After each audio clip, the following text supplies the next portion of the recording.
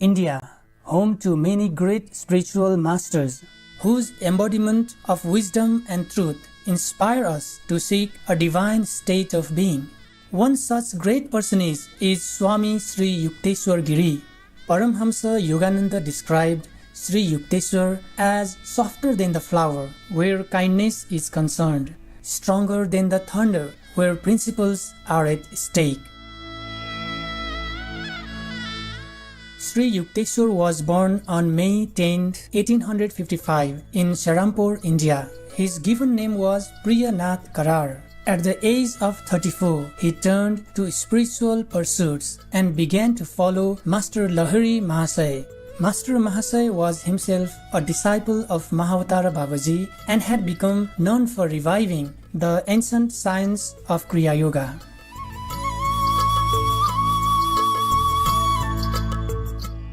In 1894, during a Kumbh Mela held in Allahabad, India, Sri Yukteswar was entrusted by Mahavatara Babaji with the mission of writing a book that would establish the basic truth shared across all religions. During this holy meeting, Babaji told Sri Yukteswar that one day a disciple of his would spread the yoga teachings in the Western world. This disciple was later revealed as Paramhamsa Yogananda, author of the famous book Autobiography of a Yogi. Babaji also gave Priyanath Karar the name Swami, a monastic title meaning the one who is with his self. Later, he was formally initiated into the Swami order.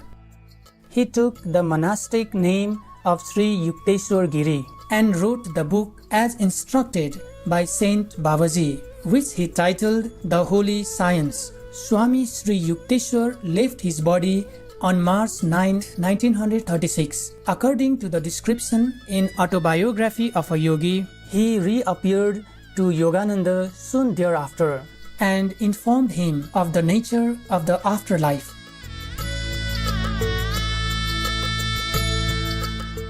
Today we are going to present to you the holy science requested by Saint Babaji and written by Swami Sri Yukteswar, revealing the basic unity of supreme truth behind all names and forms, especially between the Bible and Bhagavad Gita.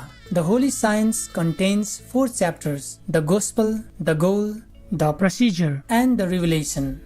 Each of the 4 sections addresses a stage in acquiring supreme knowledge.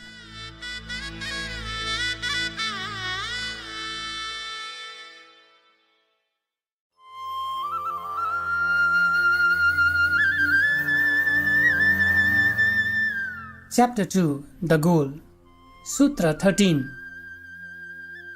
The root of pain is egoistic actions, which, being based on delusions, lead to misery. Why man is bound?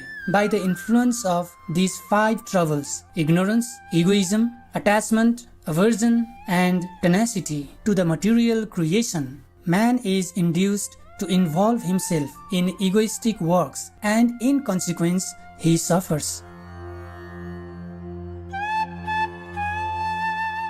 Sutra 14 to 15. Man's purpose is complete freedom from unhappiness. Once he has banished all pain beyond possibility of return, he has attained the highest goal, ultimate aim of the heart. With man, the cessation of all suffering is artha, the heart's immediate aim. The complete extirpation of all these sufferings so that their recurrence becomes impossible is paramartha, the ultimate goal. Sutras 16 to 21. Existence, consciousness, and bliss are the 3 longings of the human heart. Ananda, bliss, is the contentment of heart attained by the ways and means suggested by the Savior, the Satguru. Chit, true consciousness, brings about the complete destruction of all troubles and the rise of all virtues. Sat, existence, is attained by realization of the permanency of the soul. These 3 qualities constitute the real nature of man. all desires being fulfilled and all miseries removed, the achievement of Paramartha, the highest goal, is made.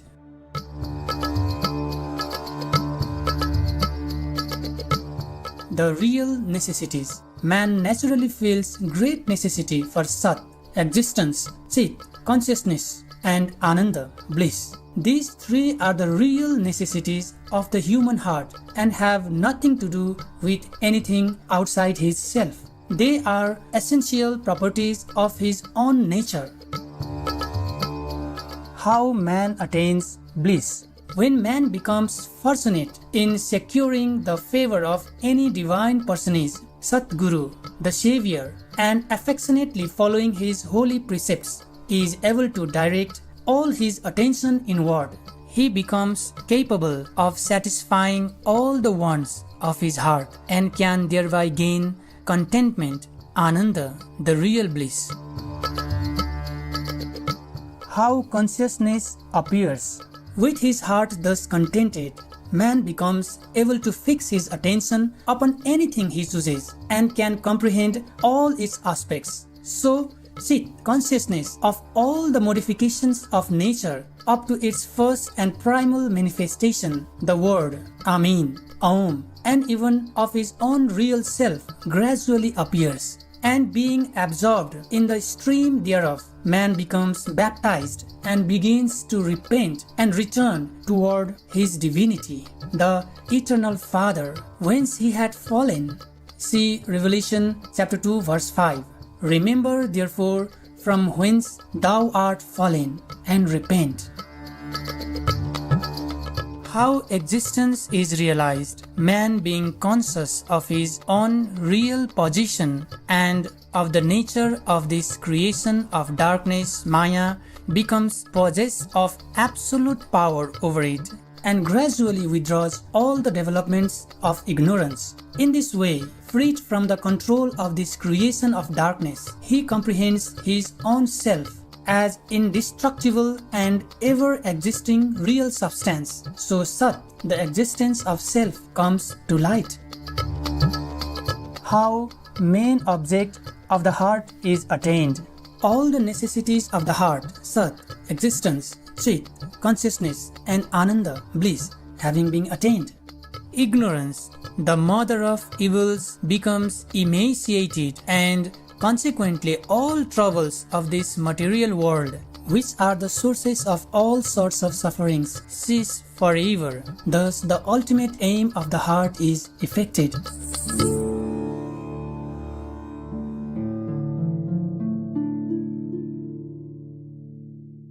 Sutra 22. All fulfillments of his nature attained, man is not merely a reflector of divine light, but becomes actively united with spirit. This state is Kaivalya, oneness. How man finds salvation. In this state, all the necessities having been attained and the ultimate aim effected, the heart becomes perfectly purified, and instead of merely reflecting the spiritual light, actively manifests the same. Man being thus consecrated or anointed by the Holy Spirit becomes Christ, the anointed Savior. Entering the kingdom of spiritual light, he becomes the Son of God. In this state, man comprehends his self as a fragment of the universal Holy Spirit, and abandoning the vain idea of his separate existence, unifies himself with the eternal Spirit, that is, becomes one and the same with God the Father. This unification of self with God is Kaivalya, which is the ultimate object of all created beings. See John chapter 14 verse 11. Believe me that I am in the Father, and the Father in me.